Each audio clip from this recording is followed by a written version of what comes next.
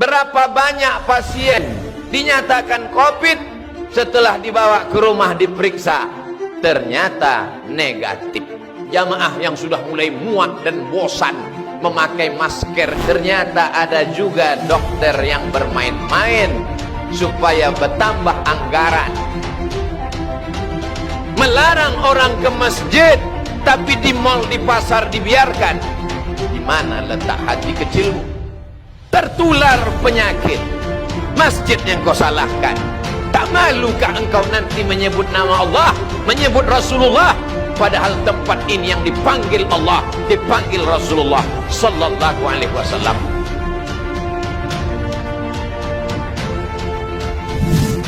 UAS marah, salah besar menutup masjid. Melarang orang ke masjid, tapi di Ustadz Abdul Somad memberikan komentar terkait penutupan masjid.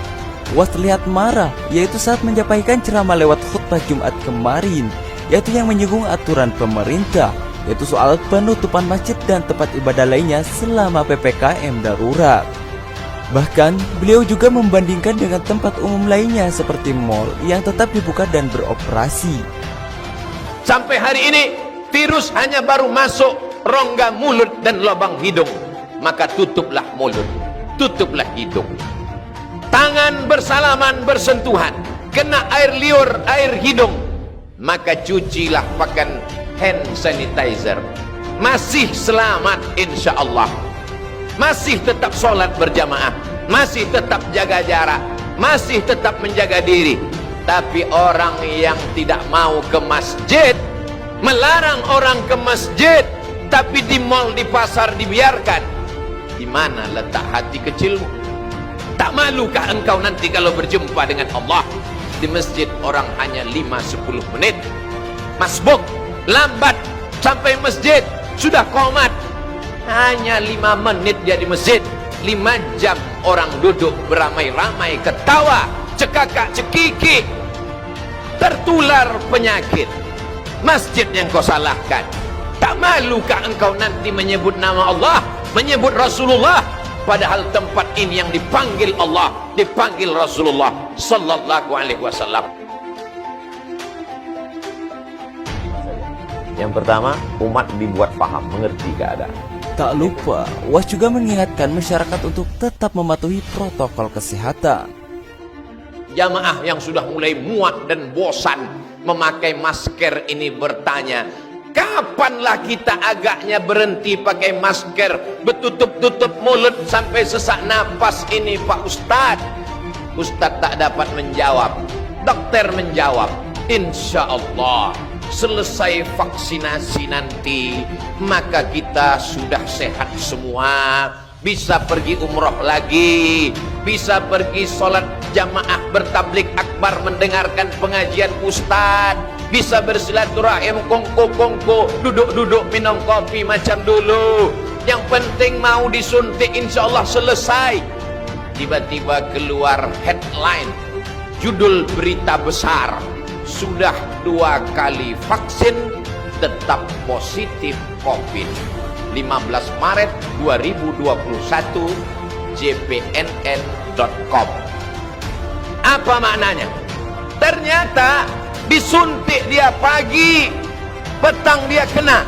Apa sebabnya? Karena virus COVID bermutasi. Dia berkembang biak, dia terus berkembang, dia tidak berhenti. Orang yang sudah vaksin, kata Pak Dokter, hanya menambah kekebalan tubuh, tapi untuk menangkis sama sekali tak ada yang menjamin. Berapa banyak dokter, kepala daerah sudah vaksin, kena juga. Lalu apakah lantas kita tidak vaksin? Yang meyakini bahwa vaksin itu dari babi, sampai kapanpun babi itu tetap haram. Memakan babi haram, pakai babi haram. Tapi ada saatnya memakai babi jadi boleh. Kapan?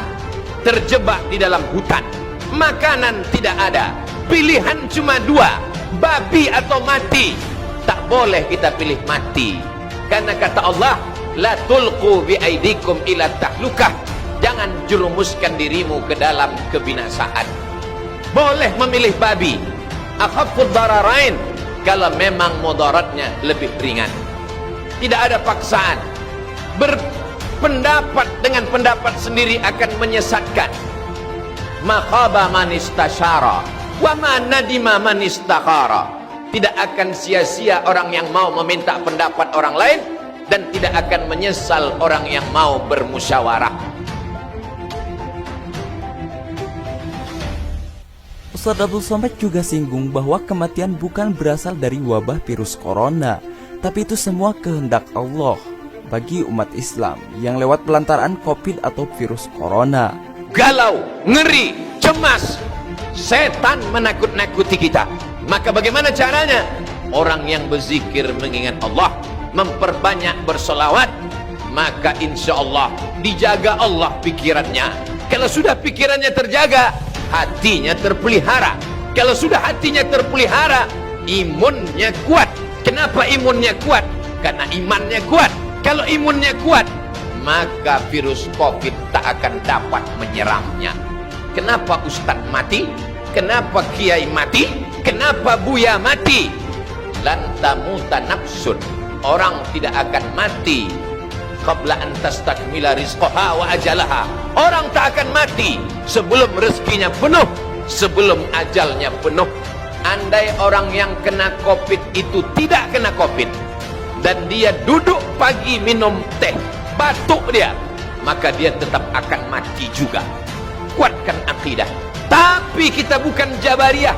Jabariyah berserah kepada takdir, tidak pakai masker, tidak cuci tangan, tidak menjaga jarak. Kalau tak mati kata Allah maka tak mati.